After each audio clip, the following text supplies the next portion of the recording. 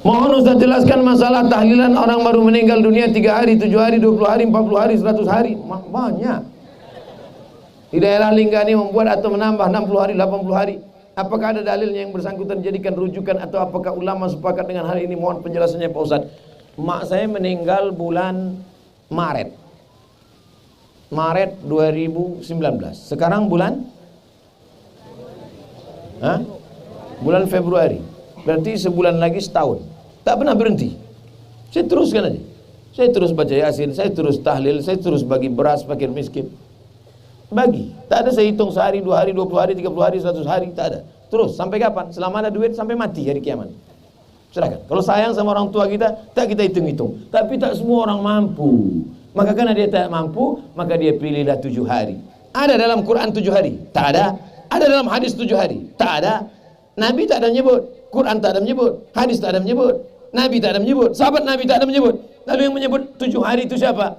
Yang menyebut 7 hari itu dari kalangan tabi'in namanya Imam Atha. Apa kata Imam Atha? Imam Atha ini ulama. Orang meninggal dunia diuji di kuburnya 7 hari, maka diringankan ujiannya kalau keluarganya bersedekah makan selama 7 hari 7 malam. Maka yang kaya-kaya, yang duit banyak, yang kebun luas, yang sampan banyak, yang ikan banyak, sedekah. Yang tak ada duitnya sampai ngutang. Miskin, susah, melarat. Ngutang pula lagi untuk buat bubur kacang hijau. Inilah dia orang susah ditimpa tangga, diterkam kucing. Datang alim ulama, tokoh masyarakat, serikat tolong menolong, datang ke rumah dia. Kami tahu kau miskin, susah, tak ada duit, maka kau jangan masak, kami yang akan bawakan masakan. Si fulan bawa air galon, si fulan bawakan nasi, si fulan bawakan rendang. Apa kata Nabi? Apa kata Nabi SAW? Siapkan makanan untuk keluarga Ja'far li'annahu yus'iluhum. Tapi kalau ada yang kaya, sedekahkan. Buat nasi kotak, buat nasi banyak-banyak. Assalamualaikum Bapak Ibu sekalian. Kata sambutan dari saya sebagai keluarga ahli waris. Saya tahu kalian semua takut makan. Ini bukan harta warisan. Ini bukan harta yang belum dibagi. Ini bukan harta almarhum. Ini ada anak saya. Apa kalian tak tahu bahwa saya ini orang kaya? Bagi sedekah. Ya Rasulullah, ummi matat, umakku mati. Afa atasaddaqu anha? Kalau aku bersedekah sampai apa tak sampai? Kata Nabi, tasaddaq ya Sa'ad. Wahai Sa'ad, sahabat Nabi namanya Sa'ad. Sedekahlah engkau, sedekah kau sampai. Ayu sadaqatu afdal? Sedekah apa yang afdal? Saqiyul ma, memberi air minum. Kesimpulannya, yang miskin, yang susah tak usah buat. Karena kalian sudah susah, sudah kena musibah. Kasih tahu, yang miskin, yang susah, jangan sampai ngutang gara-gara itu. Kirim aja Al-Fatihah. Wa in khatimul Quran, sebagus-bagusnya kirimkan sekhatam Quran, kata Imam Nawawi. Tak sanggup sekhatam Quran, bacakan surat Yasin, hatinya Quran. Yasin pun tak sanggup, bacakan Al-Fatihah. Al-Fatihah pun tak sanggup, ke laut. Payah. Tahlil Pak Ustaz, man halala sab'ina marratan. Siapa yang bertahlil 70 kali, summa ahdatsa wabahu lil mayyit, kemudian dihadiahkan pahalanya kepada mayit, yantafi'u bihi, maka pahalanya sampai kepada orang mati. Begitu kata Imam Ibnu Taimiyah dalam kitab Majmu' Fatawa. Siapa yang bertahlil 70 kali, la ilaha illallah, la ilaha illallah, la ilaha illallah 70 kali, hadiahkan pahalanya ke mayit sampai. Kalau ada jamaah mengatakan tak sampai, mana nama lengkapnya? Sini. Supaya nanti kalau dia mati saya kirim. Kalau tak sampai, cepat-cepat kasih kabar. Jelas? Insya Allah ceramah saya jelas selama ini. Yang bilang tak jelas itu tak ada duit paket, beli paket. Apa hukumnya kita punya kedai kopi, tapi sering dilakukan permainan batu domino. Permainan tersebut selalu dengan taruhan. Bukan taruhan uang, tapi rokok. Macam mana pendapat Pak Ustadz tentang hal tersebut? Orang yang punya kedai kopi mencari rezeki yang halal barokah supaya hidupnya diridhai Allah. Betul? Kalau ada rezeki yang tak barokah namanya istidraj. Istidraj itu apa? Azab yang tertunda. Coba tengok doa selamat. Doa selamat mau menjelang Ramadan, 71 hari menjelang Ramadan, doa selamat. Orang Melayu di Daik masih ada lagi malam doa selamat menyambut puasa. Allahumma inna nas'aluka salamatan fid din wa afiatan fil jasad wa ziyadatan fil ilmi wa barakatan, rezeki barokah. Mana ada rezeki barokah? Di situ ada haram. Mana ada rezeki barokah? Ada judi. Mana ada rezeki barokah? Orang lupa salat. Hayya 'ala shalah, kelepak balana. Mana ada barokah? Berhenti. Berhenti. Yang menyediakan tempat-tempat judi, tempat-tempat gaplek, walaupun judinya cuma makan Indomie, walaupun judinya cuma duduk-duduk saja, berhenti. Tak juga berhenti kalian, tengok naik air laut itu ke darat baru tahu. Menggulung dia naik. Apa namanya? Tsunami. Itu baru yang perempuan, yang laki-laki Sumanto. Wattaqu fitnatan la tusibanna alladzina zalamu minkum khassah. Takutlah kamu kepada azab Allah. Azab Allah kalau datang, dia tidak mengazab yang berdosa saja, yang baik-baik pun habis rata semuanya. Tapi ibu pikir kalau tsunami itu datang naik ke darat, apa ditengoknya, ditanyanya dulu, ini rumah orang main gaple apa tidak? Main gaple, hancurkan. Ini sembahyang, tidak, mana ada, rata semua dengan tanah.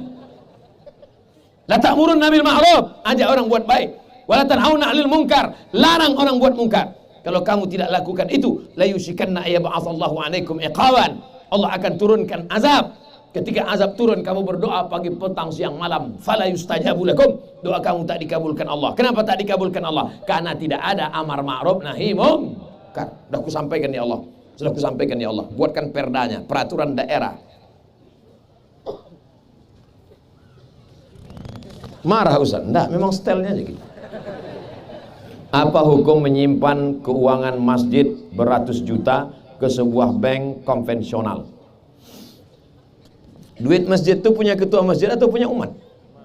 Punya umat. Kenapa disimpan? Mestinya begitu dapat duit, belikan karpet. Dapat duit, perbaiki WC. Dapat duit, betulkan dinding. Dapat duit, betulkan kubah. Dapat lagi duit, beli tanah samping buat sekolah MDA. Dapat lagi duit, sekolahkan.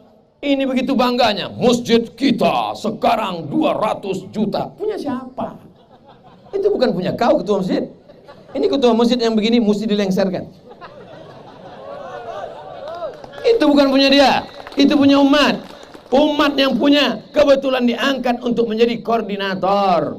Oleh sebab itu masjid yang baik adalah masjid kita sampai hari ini saldonya 0. Kenapa? Karena semuanya dipakai untuk kemaslahatan umat. Ini jamaah duduk sampai menggigil kedinginan, kena malaria karena tak ada lantai. Sujud orang di masjid, bangkit dari sujud kening berpasir karena tak ada keramik. Duit banyak pakai. Apalagi kalau dimasukkan ke bank konvensional, masukkan ke bank Riau Kepri Syariah. Kalaupun ada juga tabungan masjid, masukkan ke bank Riau Kepri Syariah. Ustaz enak aja ngomong. Emang Ustaz pernah ketua masjid? Jelek-jelek gini ketua masjid nih. Ini ketua masjid nih, main-main. Apakah boleh kas masjid kita gunakan untuk membayar honor-honor guru TPA atau membeli konsumsi dipergunakan dalam kegiatan-kegiatan keagamaan? Honor guru ditanggung oleh siapa nanggungnya?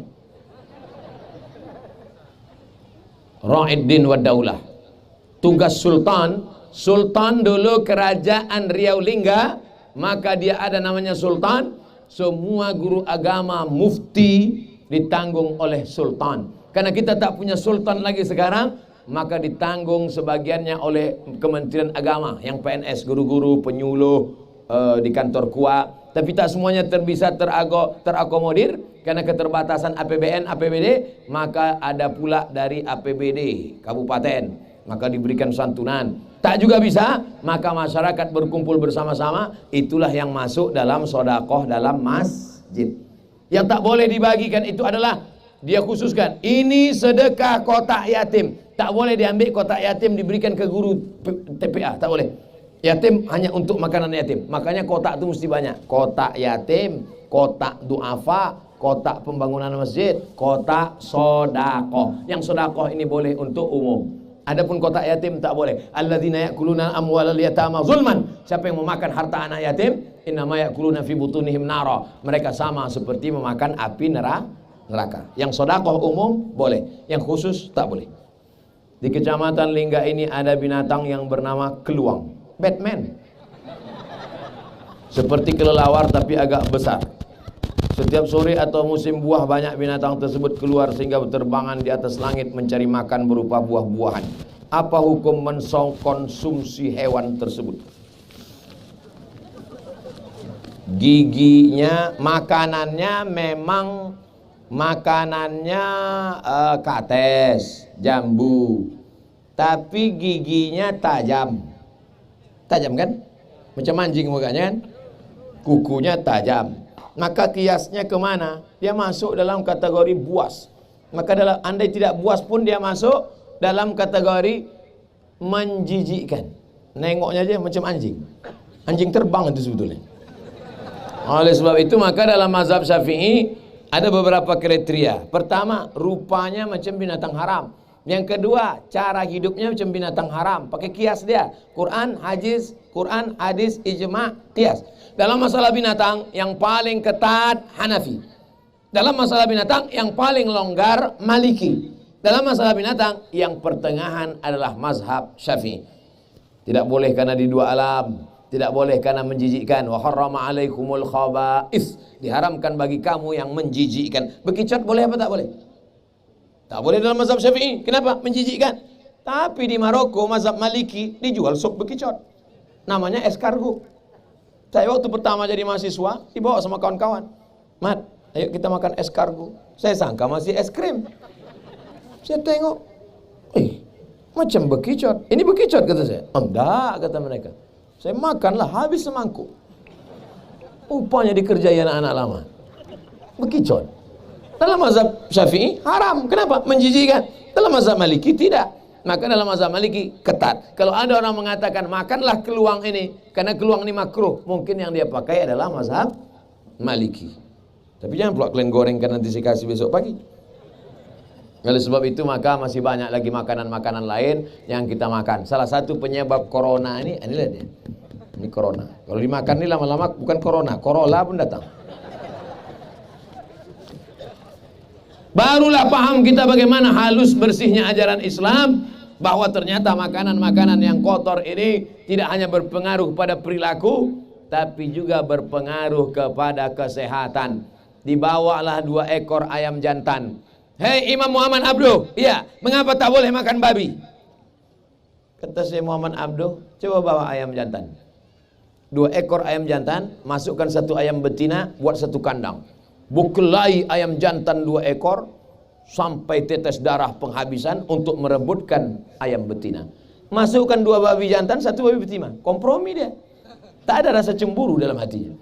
Oleh sebab itu maka makanan berpengaruh kepada perilaku, makanan berpengaruh kepada otak, makanan ternyata juga berpengaruh kepada kesehatan. Maka disitulah hikmahnya. Apa kata Syekh Mursyid Tarekat Naqsabandiyah, namanya Buya Alaidin At-Tari Aidarus. Kata beliau waktu ziarah ke makam Syekh Burhanuddin, kalaulah indak dek Syekh Burhanuddin sampai kini awak makan keluang. Masih ingat saya cakapnya itu. Kalaulah bukan karena Syekh Burhanuddin, ulama di Kampar Kiri, lahir tahun 1111, 1000 tahun yang lalu. Kalaulah bukan karena Syekh Burhanuddin, sampai hari ini kita makan keluang. Syekh Burhanuddin mengharamkan keluang, sampai hari ini orang Kampar Kiri tidak makan keluang. Mudah-mudahan kita selamatkan diri kita dari makan ini insyaallah.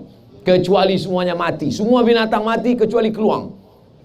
Pilihannya 2, mati atau makan keluang. Pilih mana? Makanlah sup keluang. Tapi selama masih ada lagi makanan-makanan ikan melimpah ruah, maka jangan kotori mulut kita, badan kita dengan sesuatu yang diharamkan Allah Subhanahu wa taala. Mudah-mudahan Allah tetap menjaga Lingga menjadi negeri yang tetap baldatun thayyibatun wa rabbun ghafur. Ala hazihi niyyah wa kulli niyatin salihah. Al-Fatihah.